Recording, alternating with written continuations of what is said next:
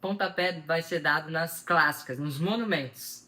A primeira delas, Milan-San Remo, que sempre gera uma grande expectativa, é a corrida mais longa do ano, são 290 quilômetros a serem percorridos. Gente, vocês já pararam para pensar que esses caras saem de casa e falam assim, vou ali fazer um rolê de 290 quilômetros? Pois é. Mas, Milan-San Remo, apesar de ter um percurso basicamente todo plano, nos últimos 28 quilômetros nos traz duas subidas, que acaba sendo o grande desafio, entre aspas, dessa prova, porque o restante da prova, basicamente plano, com alguns quebras-canela, que não seleciona quase ninguém, a não ser aqueles ciclistas que ficam na ponta do pelotão, controlando uma fuga que saiu e guardando os seus líderes. Mas de dificuldade de percurso mesmo, ela começa nos últimos 28 quilômetros, com a subida da Cipresa. Sobe 5 km e 700 com mais ou menos 4,8% de inclinação média, desce, plana um pouquinho e aí vem para a subida do Poggio, que é a última subida antes da chegada, uma subida mais curta. Vamos falar um pouquinho sobre os favoritos para 2026 da grande clássica, do grande monumento, a primeira dos 5 monumentos da Milan-San Remo. Quem que eu vejo? Eu, Cris, vejo como favoritos. Mathieu Van Der Poel, inquestionavelmente, inclusive é o atual campeão da Milan-San Remo, inquestionavelmente é o grande favorito para mim. Ele que, na minha opinião, está na sua melhor forma física da vida. Para quem acompanha o Cyclocross, que vem na temporada intermediária ali do ciclismo mundial, esse ano foi assim, soberba a performance dele. Ele saía aonde ele queria, quando ele queria do pelotão. Parecia até que os outros adversários não queriam seguir ele, mas não é bem assim, a gente sabe disso. Algumas vezes, alguns ciclistas tentaram seguir o Van Der Poel nos seus ataques na temporada do Cyclocross e foi só questão de tempo, alguns metros adiante, para que esses ciclistas literalmente estourassem o motor. Campeão mundial mais uma vez, né? Então não tem o que falar se o Van Der Poel é um favorito, se ele vai estar bem ou não para o Milan-San Remo, porque ele está na melhor forma física da vida. Por um outro lado, e que para trazer esse grande embate, esse grande suspense para Milan-San Remo de 2026, a gente tem Tadej Pogacar, que tem declaradamente como grande objetivo da sua temporada Milan-San Remo e Paris-Roubaix. Inclusive, que são as duas clássicas que o Van Der Poel é o atual campeão. Que, inclusive, são as provas que, devido à física, são as provas que são menos favoráveis para o Tadej Pogacar.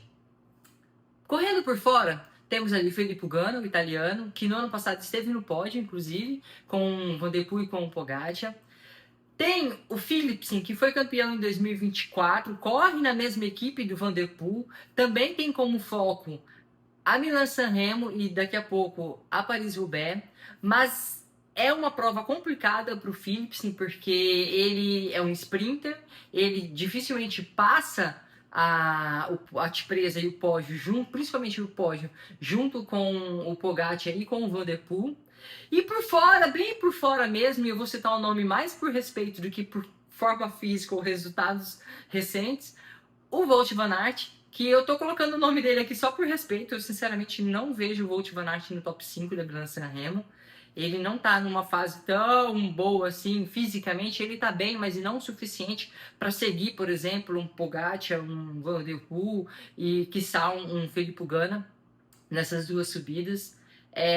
Inclusive o Van Der Poel já declarou que no ano passado, quando ele venceu, ele saiu junto com o Pogacar num ataque lá no final da Cipresa, desceram, passaram pelo pódio, desceram junto o pódio e foram para a chegada. O Van Der Poel ganhou no sprint essa prova. Ele falou que se ele tivesse 1% a menos de força naquele momento, ele teria sobrado para o Pogacar. Gente, o Pogacar está focando todas as suas forças nessa corrida. Ele quer muito vencer essa prova. Quando você declara que você quer muito vencer essa prova, obviamente que você vai ter um pelotão esperando os seus movimentos. Ele tem uma equipe muito forte, é a equipe mais forte do pelotão para essa prova, inquestionavelmente.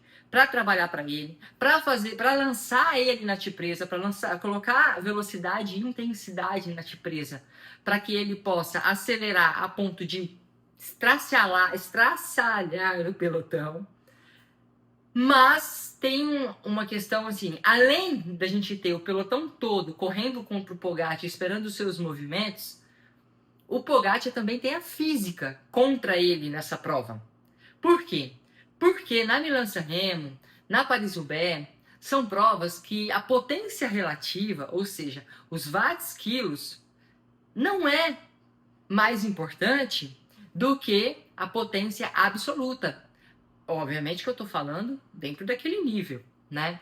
Como assim, Cris? O que é potência, o que é potência relativa, o que é potência absoluta? Para você que não sabe, eu vou tentar dar uma pincelada. Potência relativa é a quantidade de watts potência que você consegue gerar dividido pelo seu peso corporal. Numa subida isso é muito importante. Porém, numa subida muito inclinada e muito longa, isso é importante. Numa subida curta e rolada, quando em excelente forma física e nas características de, por exemplo, Mathieu Van Der Poel e Pogacar, o mais importante não é esses watts-quilos a mais que o Pogacar tem numa subida com relação ao Van Der Poel. Como que o Van Der Poel equipara isso, deixa isso nivelado? O Van Der Poel é um cara mais pesado e o peso corporal impacta muito no quanto de potência que você gera. Consequentemente, ele consegue igualar essa condição de melhor watts-quilo do Pogacar com a sua potência absoluta para passar nessas subidas curtas. 5,7 km para esse nível é curto, considerando principalmente que eles não terão um nível de dificuldade tão alto nos 270 km anteriores, a não ser o próprio 270, que eu já vou falar sobre isso, mas o Van Der Poel consegue sim igualar essa questão com o Pogacar e consegue passar junto. No ano passado, o Pogacar atacou diversas vezes o Van Der Poel, tanto na T-presa quanto no pódio, e o Van Der Poel não desgarrava da roda do Pogacar. Todos os ataques que o Pogacar lançou em cima do Van Der Poel, ele sequer abriu 1 metro de distância. O Van Der Poel estava sempre na roda dele. Inclusive tomando um contra do Van Der Poel em um momento. Ele contra-atacou o Pogacar. Também não foi muito adiante, né? O Pogacar logo respondeu e já neutralizou esse ataque, até que os dois foram juntos para a chegada. O Filippo Ganna veio de trás. Quando o Filippo Ganna pegou, isso agora já é a história de 2025, a chegada, como que foi a chegada de 2025 que eu tô contando para vocês, tá?